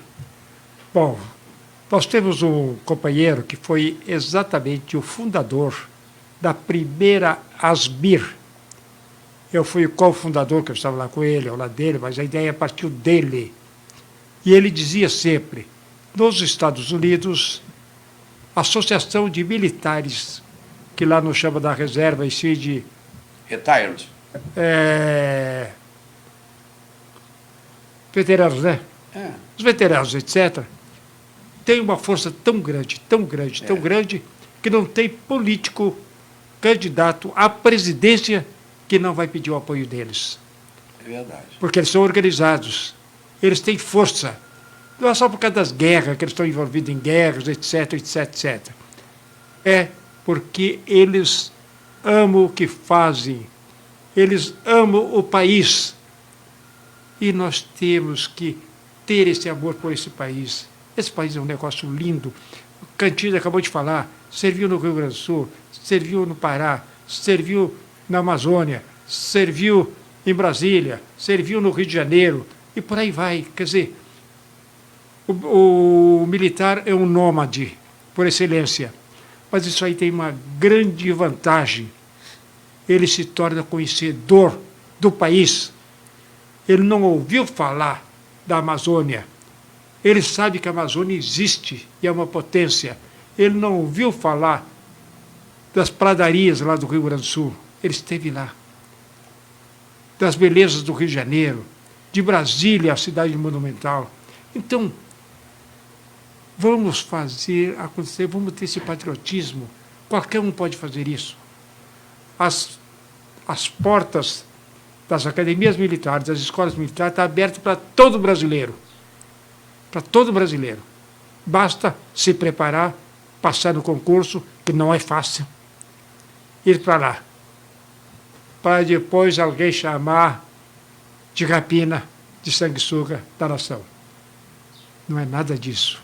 Está aberto. Vai lá, vai ver o que acontece. Mas, Cantídio, nós ficamos agradecidos você voltará. E eu estarei sempre junto lá. Você vai voltar. Eu queria dar uma Você vai dar uma palavrinha? Não, 500 palavrinhas. Daqui a 1 minuto, eu abro espaço para você falar tudo o que quiser falar. Nós temos ainda meia hora de programa, se quiser falar essa meia hora. Mas o que interessa é que você, como presidente da Confederação da Família Militar, alguém que vem se dedicando àquilo que eu perguntei, por que você está fazendo isso? Por que você está fazendo isso? É porque você, desde seu nascimento como filho de sargento marinheiro, viu o sacrifício que os militares têm para ter alguma coisa. E quando vão para a reserva, acabam ficando sem nada, porque não sabe fazer nada fora do quartel, que aprendeu tudo lá. Quer dizer, não é que não saiba, não teve tempo, porque ele não parou em lugar nenhum, fica rodando. Graças a Deus, no meu caso, não foi tanto assim, que eu tive em 5, 6 cidades somente e fixei, deu para ficar 10 anos numa e 40 anos aqui em Brasília. Mas o que interessa é que você se dedicou, você está indo ao encontro daquilo que os militares querem e não queremos ouvir alguém falar o que eu já ouvi algumas vezes. O Rui Teles quer aparecer, o Cantídio quer aparecer. E certa vez eu disse a um amigo meu, faça que você também aparece. A gente aparece porque faz. E não simplesmente quem quer aparecer aparecendo só, some no outro dia. Agora, quem faz, deixa a marca. Nós temos a obrigação de deixar rastro por onde passamos, mas rastro profundo de sabedoria, de auxílio mútuo, sempre alguma coisa que traga um benefício a alguém. Mas todo o microfone é seu, para o que você quiser, e sabendo que vai voltar.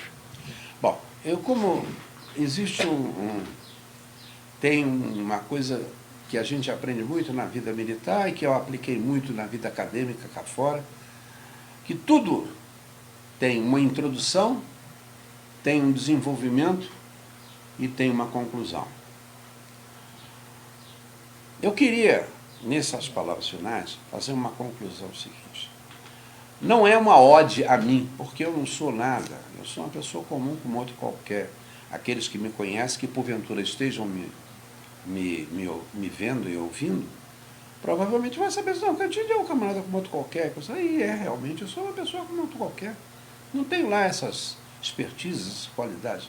Mas isso começou lá atrás, quando eu fiz o meu primeiro upgrade na vida, que foi fazer o concurso para o Colégio Militar do Rio de Janeiro em 1952. E de lá para cá, quando terminei o Colégio Militar, fui para a Academia Militar, e de lá para lá fiz a academia, depois fui fazer curso de especialização, mais tarde fui fazer cursos fora do Exército, de mestrado, doutorado, essa coisa toda. Mas eu estou falando isso porque todos nós podemos fazer isso. Porque todos nós temos capacidade de fazer isso. E eu sou muito grato ao Exército Brasileiro, muito grato aos meus professores que já não estão mais aqui, que não eram professores, eram realmente pessoas que davam cultura para a gente, e que essa cultura eu tenho procurado disseminar junto com esses amigos que estão conosco lá na Confamil, na Famil e nos outros lugares em que nós estamos, porque ela não me pertence. Eu consegui e eu vou fazer espargir isso. Fiz isso na Amazônia como professor universitário também. Fiz isso em todo o Rio, ainda aqui em Brasília. Quer dizer, ninguém pode dizer, eu não tenho nada para dar. Sempre, cada um de nós temos alguma coisa para dar. E nós militares, e nossas famílias militares, temos muito a dar, porque as nossas esposas, quando a gente vai para determinados lugares, ela é a professora, ela é a conselheira, ela é a parteira, ela é uma porção de coisas, quando não existe a estrutura no local, porque eu ainda peguei local que não tinha essa estrutura. Eu peço àqueles que estão me ouvindo, que se sensibilize pela essa aglutinação da família militar, que nos procure lá na Confederação. Nós temos o nosso telefone, que é o 61-3327-3409. Nós temos lá a nossa secretária, que está 24 horas à disposição. Nós temos o nosso e-mail, que é www.famildf.com.br, e o meu e-mail, cantidio@cantidiodantas.com.br. Procure-nos, procura trazer ideias, ajudar-nos, porque nós, um detalhe, não temos recursos para pagar ninguém. Esse trabalho é um trabalho meritório, é um trabalho volitivo, é um trabalho de comunidade. Nós achamos que nós podemos. Muito obrigado pela oportunidade, Rui, que você me deu.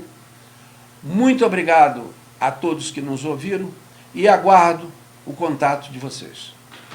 Bem, nós teremos um pequeno intervalo, novamente para tomar uma água, e voltaremos para falar sobre autoajuda. Embarque com a gente em uma viagem pela arquitetura, história e cultura de Brasília de um jeito nunca visto antes. Uma experiência imersiva impactante e o melhor, livre de riscos. Quer saber mais? Então vem com a gente. Brasília, patrimônio cultural, mundial e em realidade virtual, foi aprovado em um inovador programa de financiamento a projetos culturais que une financiamento coletivo e aporte direto do BNDES. A cada R$1 doado, o BNDES aporta R$2, triplicando a arrecadação. Os recursos só serão liberados se a meta de arrecadação for atingida. Caso isso não ocorra, o dinheiro é devolvido para os colaboradores. Você pode contribuir para o projeto e ainda ganhar recompensas. São produtos e experiências com a cara de Brasília, pensados para quem é apaixonado por essa cidade fascinante. Colabore, divulgue, espalhe, viralize esta ideia. Lembre-se, a arrecadação é na base do tudo ou nada. Mas juntos a gente vai conseguir. Lembra que você é parte importante dessa história. Avise amigos, seus familiares, a todos os conhecidos. Convoque todos para colaborar. Visite e contribua na nossa página da campanha. Vai passar em segurança o medo, a angústia e as incertezas.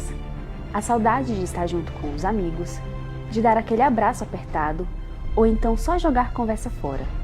As coisas ainda não estão no lugar, mas não se desespere. Aproveite o agora, tudo isso vai passar. O momento é de se reinventar e aprender o novo. E o Unidesk está junto com você, aprendendo, se adaptando e se reinventando. Reinvente-se para o amanhã. Comece hoje. Vestibular Digital Unidesk.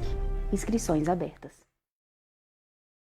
Embarque com a gente em uma viagem pela arquitetura, história e cultura de Brasília de um jeito nunca visto antes.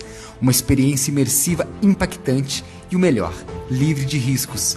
Quer saber mais? Então vem com a gente. Brasília, patrimônio cultural, mundial e em realidade virtual, foi aprovado em um inovador programa de financiamento a projetos culturais que une financiamento coletivo e aporte direto do BNDES. A cada R$1 doado, o BNDES aporta R$2, triplicando a arrecadação. Os recursos só serão liberados se a meta de arrecadação for atingida. Caso isso não ocorra, o dinheiro é devolvido para os colaboradores. Você pode contribuir para o projeto e ainda ganhar recompensas. São produtos e experiências com a cara de Brasília, pensados para quem é apaixonado por essa cidade fascinante. Colabore, divulgue, espalhe, viralize esta ideia. Lembre-se, a arrecadação é na base do tudo ou nada. Mas juntos a gente vai conseguir. Lembra que você é parte importante dessa história. Avise amigos, seus familiares, a todos os conhecidos. Convoque todos para colaborar. Visite e contribua na nossa página da campanha.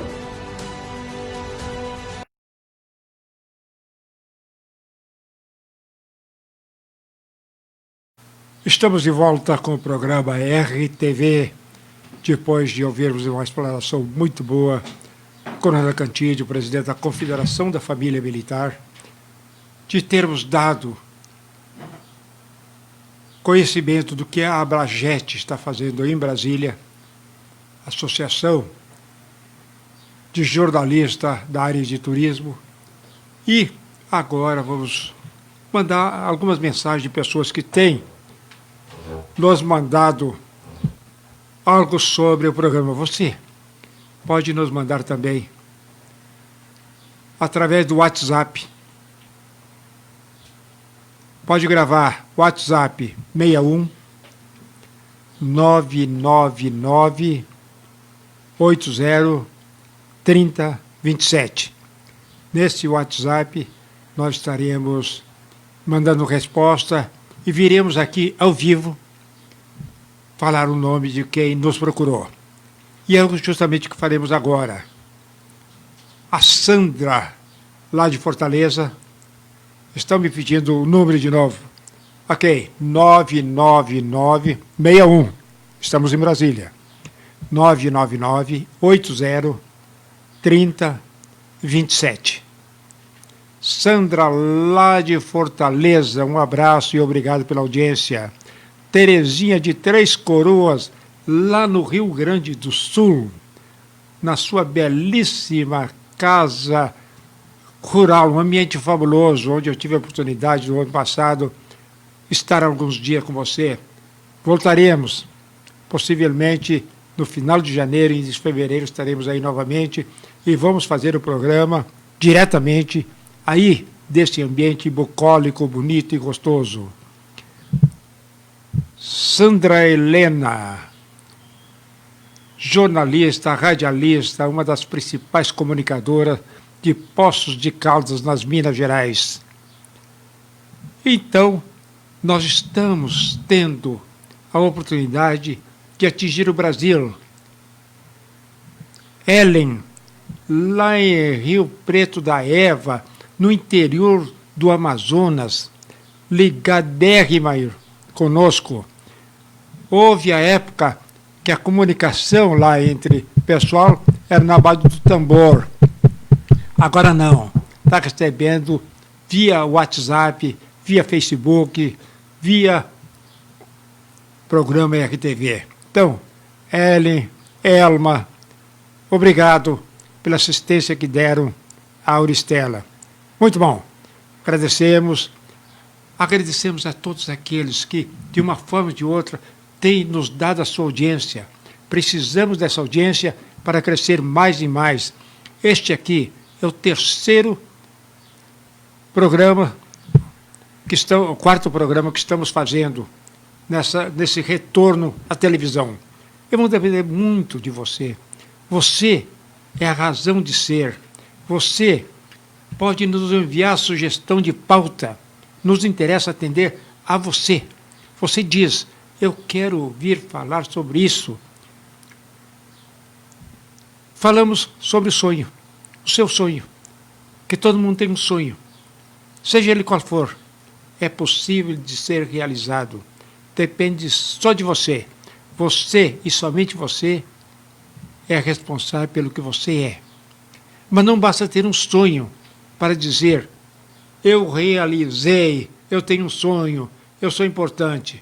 Importante você sempre será, desde que acredite nesse sonho. Você tem que acreditar nesse sonho, porque se você não acreditar, ninguém acredita. E vai ter muita gente dizendo que seu sonho não vai acontecer. Comentei isso na última audiência que tivemos aqui e vou comentar novamente.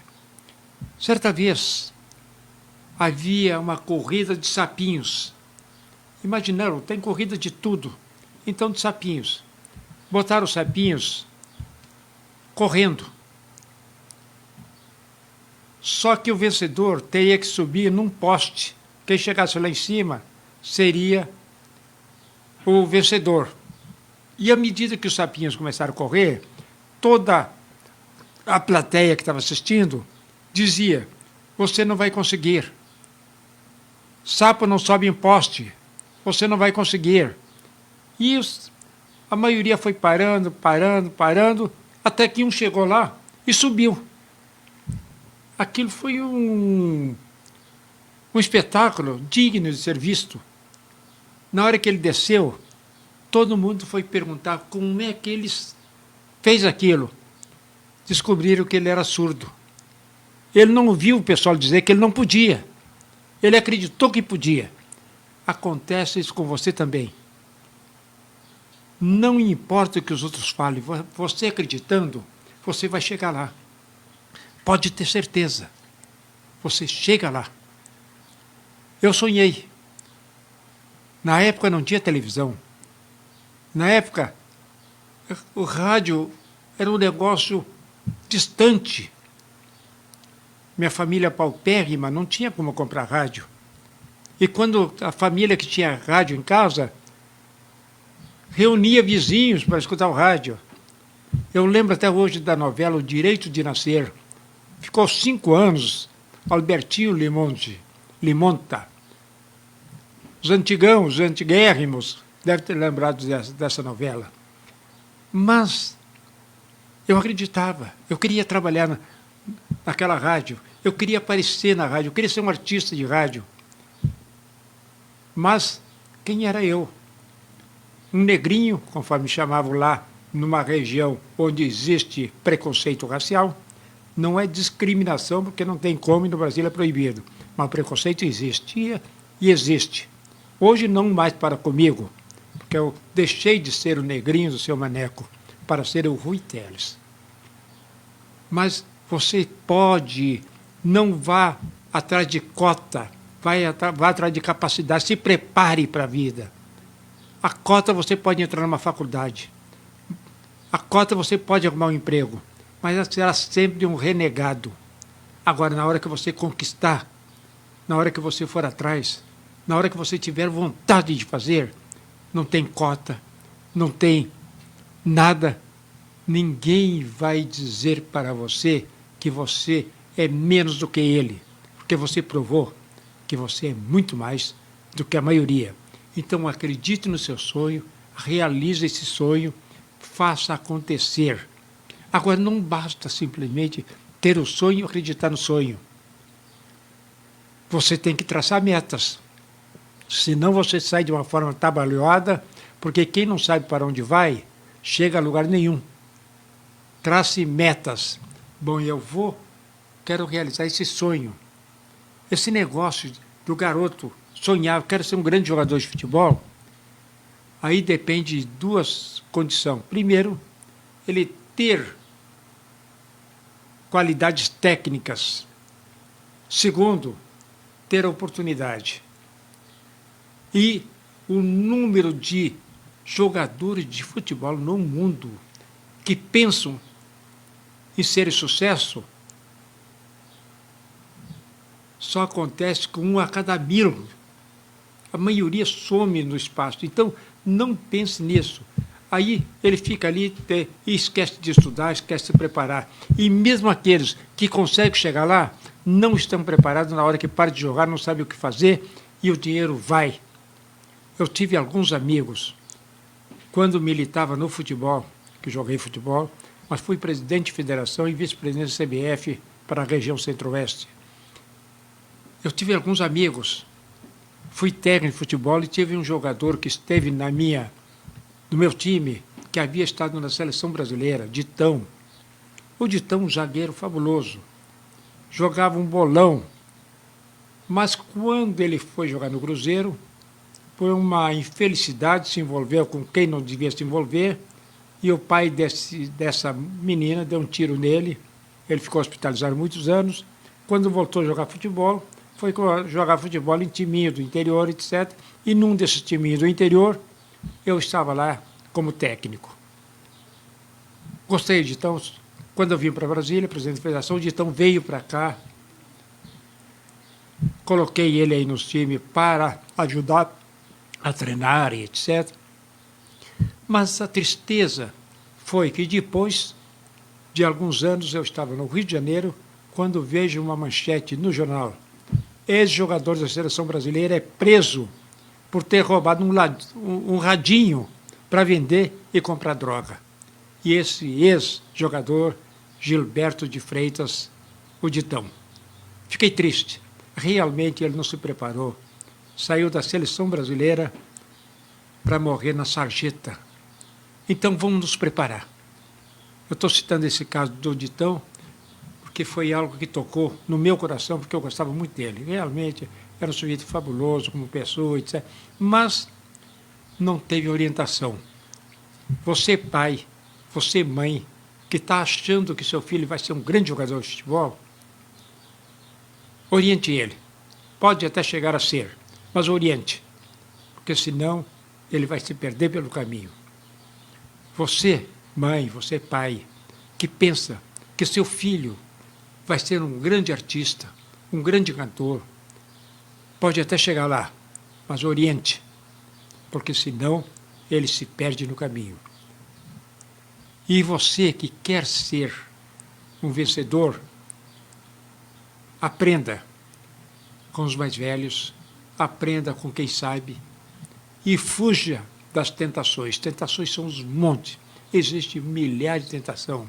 Mulheres bonitas, mulheres ricas, pessoas... Isso eu estou falando para os homens. As mulheres hoje estão crescendo, aparecem os gostosões da vida que querem se aproveitar de você. Se encoste em pessoa que pode te dar alguma coisa. Eu tenho um exemplo aqui em Brasília de um diretor de um jornal, de um empresário vencedor, que quando aqui chegou, vindo do Nordeste, dormia na rua. Dormia na rua. Chegava à noite e ele não tinha para onde ir. Até que um dia descobriu um primo dele, também nordestino, que arrumou um quartinho ao lado do galinheiro, fora de casa, para ele não dormir na rua, menos ele tinha onde dormir. E ele cresceu, cresceu e venceu. Por quê? Porque ele começou a acompanhar e ficar perto de quem poderia ensinar alguma coisa. Ele não se queixava de onde ele veio, ele estava querendo ir para onde o destino o levasse, ele escolhendo esse destino. Começou a se cercar de pessoas que tinham mais conhecimento que ele. Não pedia nada, mas aprendia muito, porque ele ficava ouvindo, escutando e sabendo como é que aquela pessoa cresceu na vida. E ele cresceu. Cresceu, não vou citar o nome por uma questão de respeito, e ele não me autorizou. Mas é pessoa que eu respeito muito, e ele sabe de quem eu estou falando. O Andrei também sabe de quem é que eu estou falando, porque respeito quem cresce na vida, lutando, batalhando. E uma das pessoas que viria aqui hoje, mas por razões de assuntos profissionais, também um grande empresário, chegou em Brasília vendendo picolé, vendendo pé de moleque, que a mãe dele fazia, lá no Gama. E hoje é uma das pessoas mais ricas da cidade, trabalhando, acreditando no potencial dele. Não roubou, não matou, simplesmente não traficou drogas, nada. Simplesmente usou sua vontade de vencer na vida. E venceu. Então, vamos nos preparar para isso. E não esqueçam de mandar o seu sonho, o seu nome, não precisa mandar nem o sonho. Diga, eu tenho um sonho que eu queria falar aí. Na semana que vem, nós estaremos sorteando a pessoa que virá no programa seguinte. Então, na terça-feira, nós estaremos sorteando alguém para vir aqui na quinta falar sobre o seu sonho. E nós vamos incentivá-lo, vamos mostrar o caminho. Não vamos realizar o sonho dele. O sonho dele, quem tem que realizar é você. Você que vai realizar seu sonho. Não acho que vai vir aqui e nós vamos arrumar para você realizar esse sonho. Não. Você vai ter que ir atrás. Porque nada acontece de graça.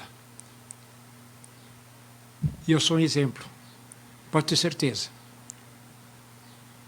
Aos 7 anos, fiquei órfão de mãe, com pai salário mínimo. Pobre, feio, quase analfabeto e sonhando, sonhando, sonhando e sonhando, e acreditando no sonho, e batalhando para realizar o sonho. E hoje estamos aqui, falando com você. Você pode chegar também. Tenho 21 livros escritos. A metade é de autoajuda. Procure. É só entrar na internet ou qualquer livraria. Livro de Rui Teles, Rui com Y, Teles com 2 L's. Leiam e vocês vão ver que se eu cheguei, você chega. Se eu cheguei, qualquer um chega. Depende de força de vontade, não se ganha nada de graça. E nunca é tarde para começar. E sempre é cedo para desistir. Agora vocês vão começar a fazer aquela série de relação do que você vai fazer em 2021, se a pandemia deixar. Mas com pandemia e tudo, você tem condições de fazer, você tem condições de ir atrás. Essa pandemia poderia tolher meus... Eu estou na faixa super perigosa, 81 anos de idade. É isso que eu tenho. E me orgulho disso. Não fiquei preso em casa nem um dia. Fiquei em casa alguns dias, por uma questão até de não ter o que fazer, mas não deixei de fazer nada daquilo que eu tinha que fazer. Estive no Amazonas durante um mês, estive no Rio Grande do Sul mais um mês, estive em Belo Horizonte e quase que diariamente participando das minhas atividades em Brasília, tomando os devidos cuidados. Pode ser até que ele me pegue, mas não vou deixar de viver por causa dele. E eu acho que vocês têm que seguir esse exemplo. Vivam. Aquele negócio do presidente falar, é uma gripezinha. Não é uma gripezinha. Mas também não é um atestado, uma condenação de morte. A condenação de morte aconteceu conosco no dia que nós nascemos. Já ficou definido que um dia iríamos morrer. Eu sei, a minha hora está chegando. 81 anos de idade. Pode ser que seja hoje, amanhã, daqui 10, não sei. Mas estou vivendo como se hoje fosse o primeiro dia de minha vida, fazendo tudo aquilo que eu pensei em fazer. E estou vivendo como se hoje fosse o último dia de minha vida, me penitenciando de tudo que fiz. E tenho certeza que eu tenho um saldo positivo, que vocês poderão ter também. Então, vou deixar aqui a todos vocês uma mensagem de otimismo. O céu é o limite. Quem vai definir o nosso horizonte somos nós. Você pode vir trazer a sua mensagem aqui, na próxima quinta-feira, que é antevéspera de Natal. Você virá aqui, na terça-feira nós vamos sortear daqueles que nos mandarem qualquer mensagem, não telefonema, sim mensagem pelo WhatsApp, que nós vamos trazer aqui e vamos sortear. Se for um só, ele virá, porque ao menos teve a coragem de mostrar sua cara. Se tiver 10, nós vamos ver o sonho de cada um. Ele pode não vir aqui, mas vai receber uma resposta nossa a respeito do que ele tem que fazer para conseguir realizar esse sonho. E o meu sonho agora é que vocês tenham tudo de bom até chegar o Natal e que o ano que vem não tenha mais de se esconder com medo de um vírus que ninguém sabe de onde que vem, para onde que vai. E essa briga de vacina é uma briga comercial. Vamos aguardar. O nosso dia chegará. Uma boa noite para vocês e Deus queira que a gente se encontre aqui na próxima semana.